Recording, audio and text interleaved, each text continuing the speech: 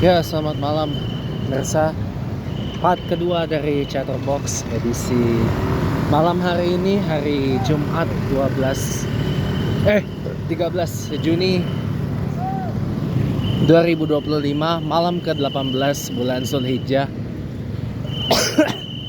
tahun 1446 Hijriah. Kita terusin lagi yang tadi ya teman-teman ya.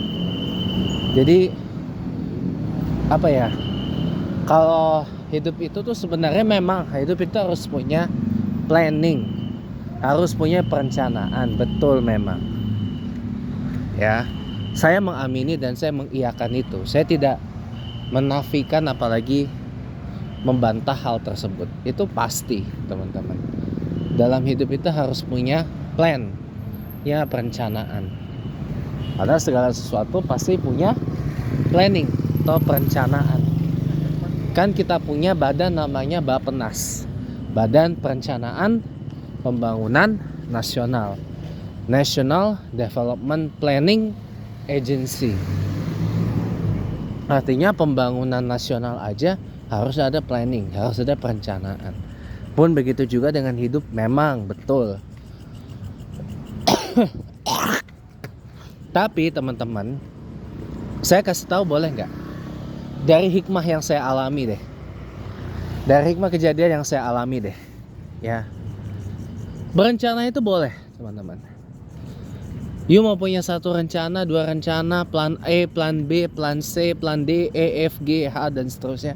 Itu boleh, teman-teman.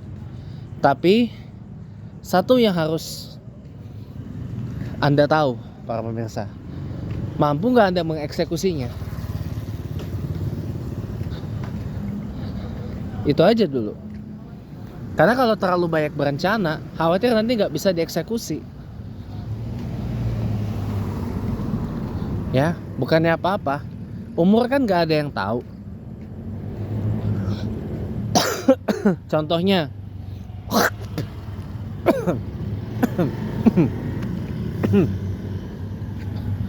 kita sudah merencanakan ini, merencanakan itu, tapi tahu-taunya dari speaker masjid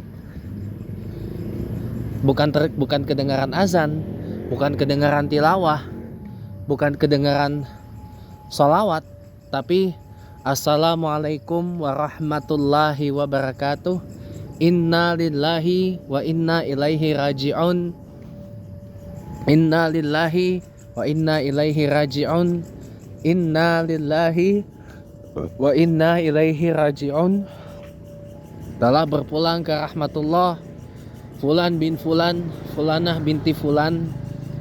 Misalnya itu kullu nafs dha'iqatul maut.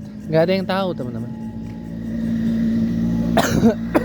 Makanya itulah kemudian lahir sebuah pakem, lahir sebuah ajaran manusia berencana, Allah yang berkehendak. Itu, teman-teman. Jadi makanya kalau kita sudah menaruh banyak rencana, stop berencana. Eksekusi dulu satu-satu.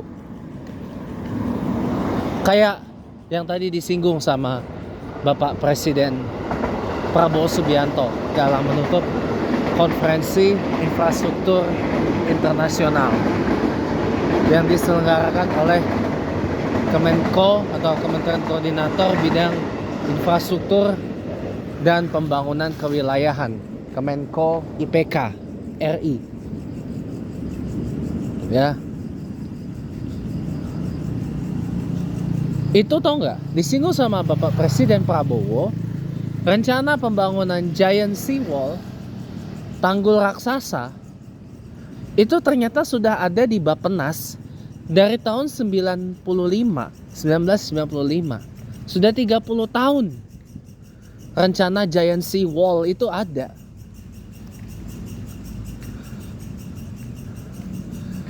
Dan itu nggak dieksekusi sampai hari ini. Akibatnya apa?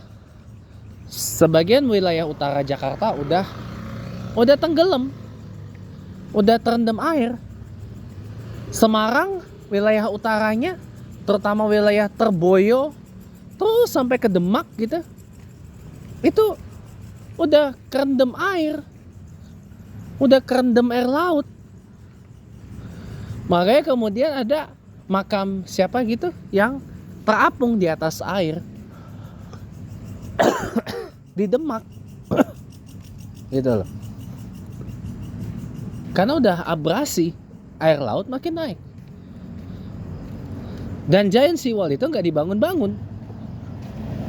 Karena satu, ya, dalam pembangunan Giant Seawall itu membutuhkan anggaran yang lumayan besar.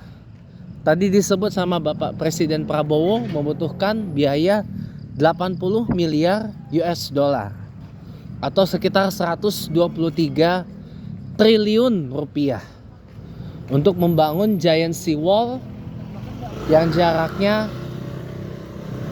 hampir 700 km. Ya, dari Cilegon Banten sampai Gresik Jawa Timur. Sampai Gresik Jawa Timur, ya.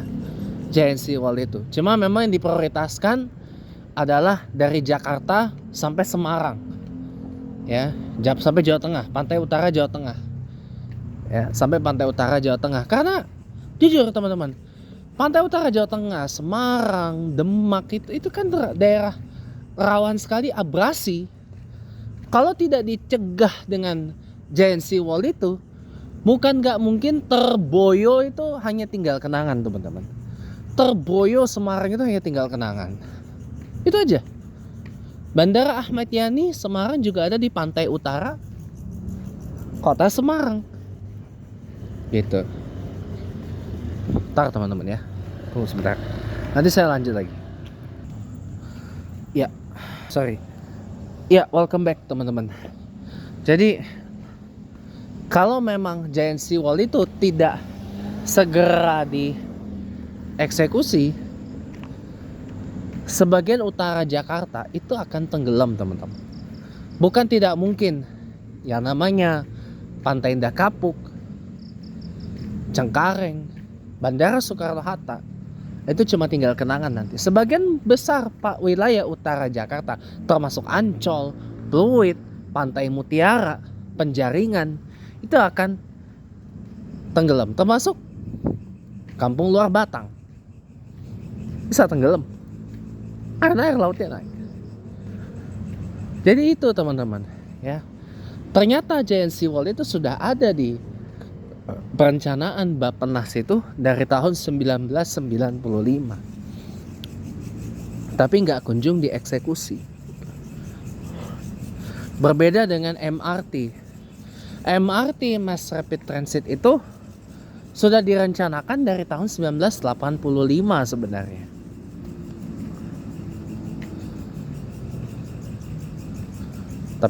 Tapi baru dieksekusi tahun 2014. Selesai 2018. Selama 4 tahun. Itu pun baru 1 ruas. Itu udah eksekusinya terlambat banget. Banyak yang dikorbankan. Ya. Banyak yang dikorbankan, harus diakui.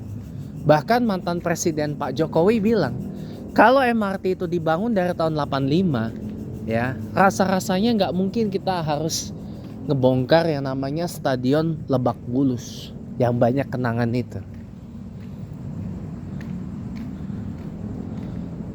Tapi apa daya teman-teman, Stadion Lebak Bulus dan terminalnya harus dibongkar dan dijadikan depo MRT. Lahan yang dipakai depo MRT itu dulunya adalah terminal Lebak Bulus dan Stadion Lebak Bulus teman-teman.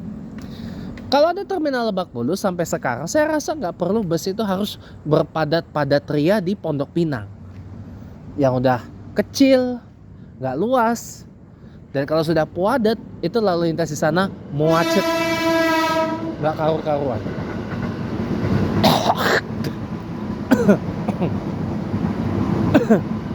Jadi harusnya tidak perlu harus digusur, tapi dijadikan transit oriented development. Jadi ada bus akap di Lebak Bulus, ada depo MRT. Gitu harusnya. Dan bahkan jalur MRT itu bisa terintegrasi dan terkoneksi dengan yang namanya KRL. Harusnya. Tapi kan yang terjadi apa? Eksekusinya belakangan, terlambat. Baru terlambat dieksekusi kan MRT Jakarta itu. Ini fase berikutnya dari Bundaran HI sampai kota ya, dan tidak menutup kemungkinan dari kota akan dipanjangin lagi sampai ke Kampung Bandan yang masih dalam studi kelayakan, dan juga dari Lebak Bulus diperpanjang lagi sampai ke Tangerang Selatan, mungkin ke Serpong barangkali, nggak tahu ya. Mungkin ke Serpong, bisa ke Cisauk ya.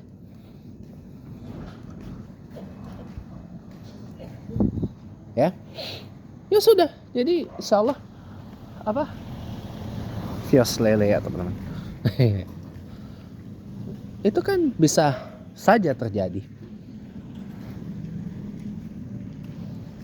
Itu bisa terjadi teman-teman. Itu kan butuh waktu pembangunan yang tidak lama teman-teman.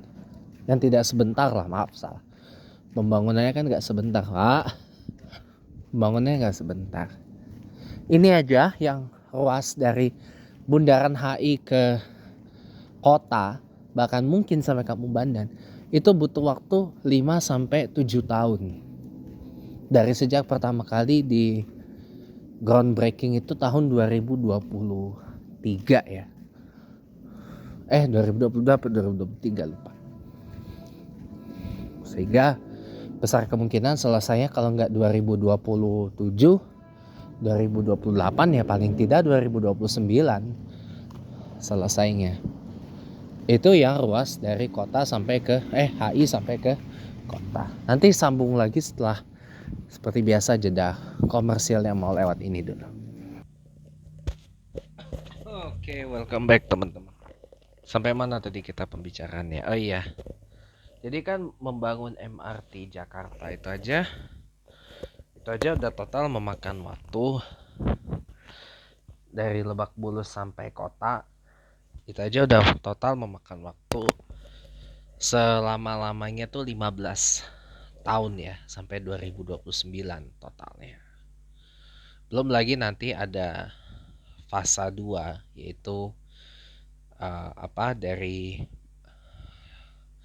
Balaraja sampai ke Cikarang, lintas barat ke timur dan sebaliknya dengan jarak kurang lebih 87 km.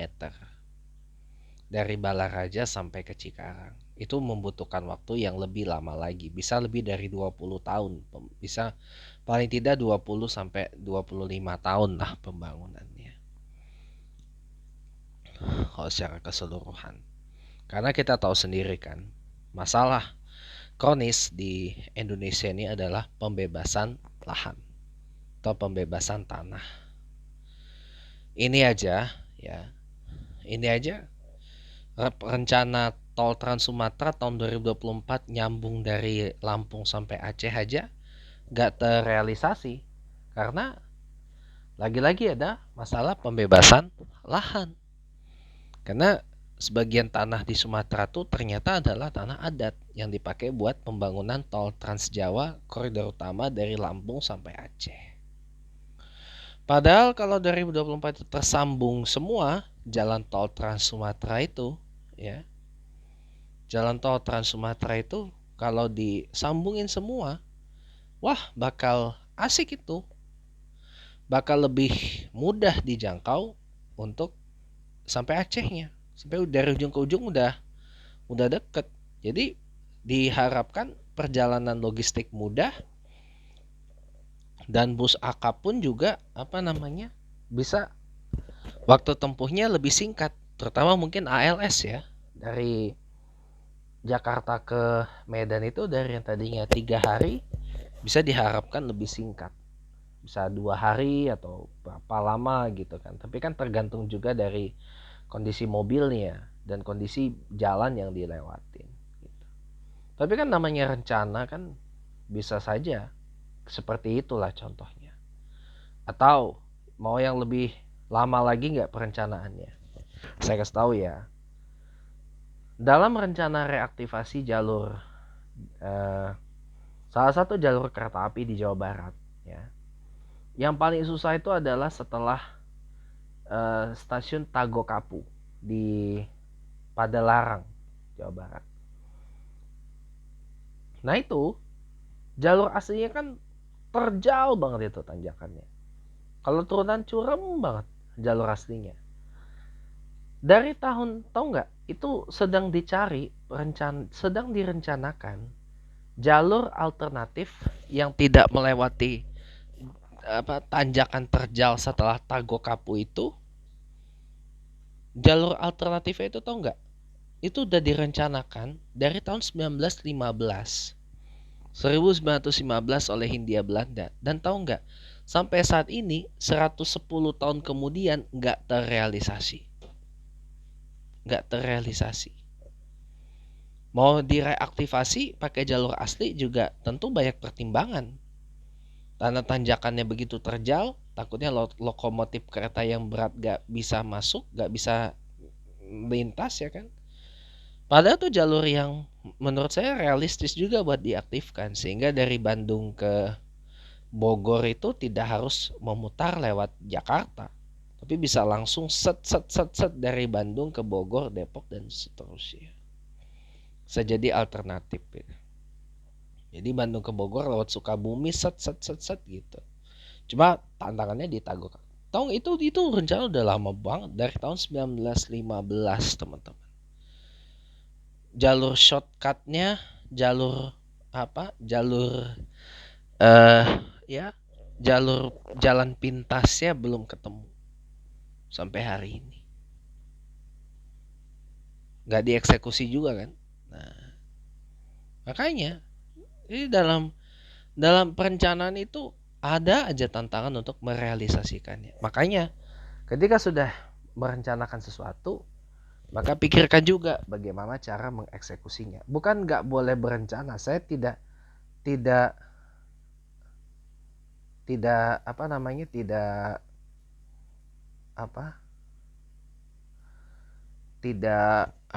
melarang Anda para pemirsa untuk berencana. Saya nggak mengajarkan itu ya.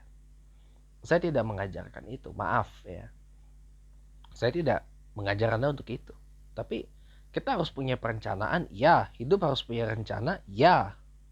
Saya nggak bantah, saya nggak nafikan itu. Tapi pikirkan juga bagaimana cara merealisasikan rencana itu. Sebelum ajal yang membatalkan rencana kita. Karena kita hidup di dunia ini cuma sebentar, teman-teman. Gak lama. Makanya kayak saya nih, saya gak punya banyak rencana lagi, cuma tinggal eksekusi aja satu-satu rencana saya itu. Ada rencana yang kemudian saya batalkan karena memang faktor dan kondisi yang ada. Tapi ada juga yang masih bisa saya eksekusi kalau persenjataannya sudah lengkap, kalau amunisinya sudah lengkap, kalau modalnya sudah lengkap, kalau perbekalannya sudah lengkap, tinggal saya eksekusi, pleng gitu. Tapi ada juga yang sudah saya eksekusi. Jadi kita berencana, pikirkan bagaimana cara mengeksekusinya. Gitu. Jadi bukan saya mengajarkan Anda untuk gak punya rencana, enggak. Saya gak pernah ngomong begitu. Tapi pikir juga bagaimana cara mengeksekusinya dengan baik dan benar. Jangan asal-asalan. Itu yang mau saya bilang. Jadi hidup itu kenapa kita memilih hidup dalam tekanan, hidup stres dan seterusnya? Karena kita terlalu banyak berencana. Terlalu banyak berencana, bingung cara mengeksekusinya bagaimana. Makanya jadi stres, frustasi, ya kan? Makanya begitu berencana, pikirkan bagaimana cara mengeksekusinya.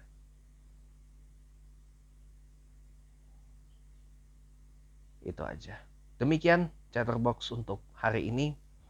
Semoga bermanfaat, semoga ada manfaatnya buat saya pribadi dan juga buat Anda para pemirsa. Jangan lupa nyalakan loncengnya kalau nggak mau ketinggalan video-video terbaru saya setiap harinya. Dan subscribe channel YouTube saya agar makin banyak konten-konten menarik yang Anda bisa tonton. Selamat malam, selamat berakhir pekan.